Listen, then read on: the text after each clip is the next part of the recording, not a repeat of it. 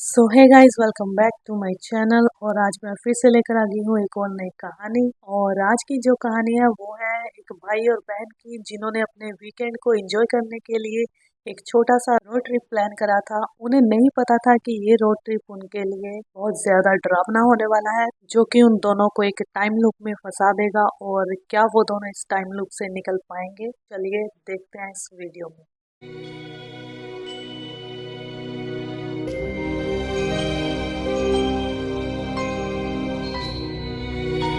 सर्दी की एक ठंडी सुबह थी। आसमान अब तक रात के अंधेरे को थामे हुए था, जबकि सूरज निकलने का वक्त बहुत पहले हो चुका था। आयुष और उसकी बहन रिद्धि ने अचानक तय किया कि चलो एक छोटी सी रोड ट्रिप पर निकला जाए, महाराष्ट्र के सतारा जिले के पहाड़ी इलाकों की ओर। उनका प्लान सिंपल था, सतारा से निकलकर कास पठार की तरफ बढ़ना। उस मौसम में बर्फ जैसी ठंडी हवा, वीरान रास्ते और हरे भरे पहाड़ों के बीच गाड़ी चलाना एक सुकून भरा अनुभव था। सुबह करीब 6 बजे वे दोनों अपनी गाड़ी में निकले। रास्ते में आखिरी पेट्रोल पंप पर रुककर उन्होंने कॉफी ली, कुछ स्नैक्स खरीदे और म्यूजिक ऑन कर दिया। टेलर स्विफ्ट की आवाज उनकी कार में गूंज रही थी। सब कुछ नॉर्मल लग रहा था, लेकिन फिर वो पहाड़ों के अंदर दाखिल हुए। जैसे जैसे रास्ता ऊंचा होता गया,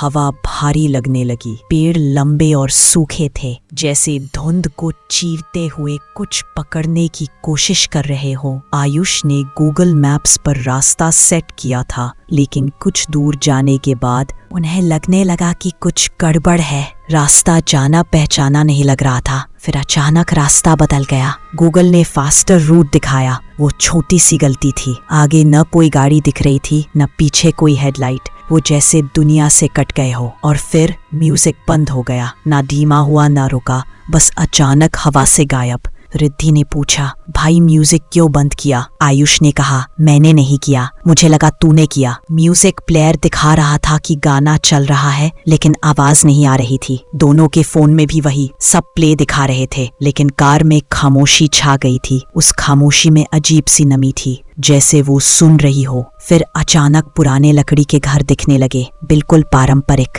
झुकती हुई छतें, टूटे हुए कागजी दरवाजे, फेडेड झंडियां और बाहर लटके हुए पुराने लालटेन। कुछ घरों में दरवाजे खुले थे, कुछ में सड़ चुकी साइकिलें खड़ी थी। एक पुराना ढाबा भी दिखा, उसका साइन बोर्ड आधा टूटा हुआ और लालटेन अब भी हिल रही थी, जबकि हवा नहीं थी। आयुष ने गाड़ी की स्पीड घटा दी और तभी गूगल मैप की आवाज आई। 300 मीटर बाद बाईं ओर मुड़े, लेकिन वहां कोई रास्ता नहीं था, सिर्फ घना जंगल और एक सीधी सड़क, कोई मोड़ नहीं। रिद्धि बोली, ये पहले भी 2 बार बोला उसने, लेकिन कोई मोड़ नहीं आया। फिर एक अजीब बात हुई, मैप पर जो रास्ता दिख रहा था वो सीधा जंगल के अंदर जा रहा था। कोई सड़क नहीं, कोई निशान नहीं, बस एक सीधी लाइन जो पेड़ों में घुस रही थी। आयुष ने पूछा, यू टर्न ले गया? लेकिन पीछे जो रास्ता था वो अब और भी डरावना लग रहा था। तो वो आगे बढ़ते रहे। धीरे धीरे उन्हें महसूस हुआ कि वो एक ही जगह को बार बार पार कर रहे हैं। वही लाल पर्दा, वही सड़ी सी टूटी हुई साइकिल, वो रास्ता लूप हो रहा था। फिर अचानक नेविगेशन स्क्रीन ब्लिंक करने लगी। तभी स्पीकर से कर्कश आवाज निकली, एक तीखी चीख जैसी। गाड़ी झटका खा गई, दोनों चिल्लाए और फिर सब शांत हो गया। नेविगेशन ने खुद को रीस्टार्ट किया,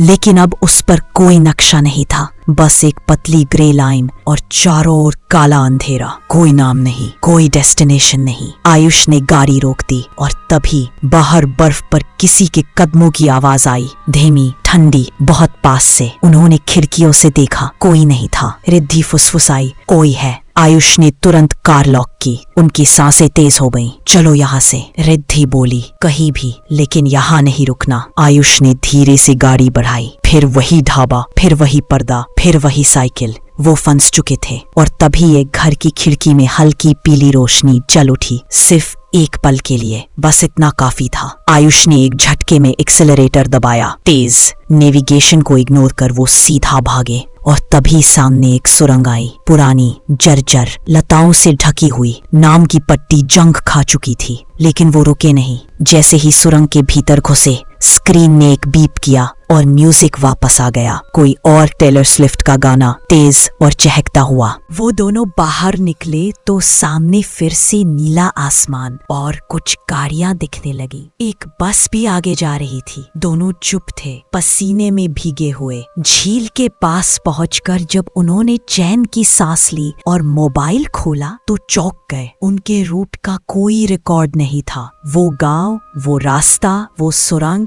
कुछ भी नहीं। सब गायब, जैसे वो कभी वहां थे ही नहीं। लेकिन उन्हें याद था हर कदम, हर आवाज, हर खामोशी। और आज भी जब कभी आयुष अकेले किसी पहाड़ी रास्ते पर गाड़ी चलाता है, कभी कभी रेडियो अचानक फड़फड़ाने लगता है और जीपीएस धीरे से कहता है बाईं ओर मुड़े। शायद वो गांव अब भी बुला रहा है। अगर आपको ये कहानी डरावनी लगी तो सोचिए, क्या होगा अगर अगली बार आप भी किसी पहाड़ी रास्ते पर गाड़ी चला रहे हो और जीपीएस कुछ ऐसा ही कहे, बाईं ओर मुड़े। क्या आप मुड़ेंगे या पीछे भागेंगे? फैसला आपका होगा।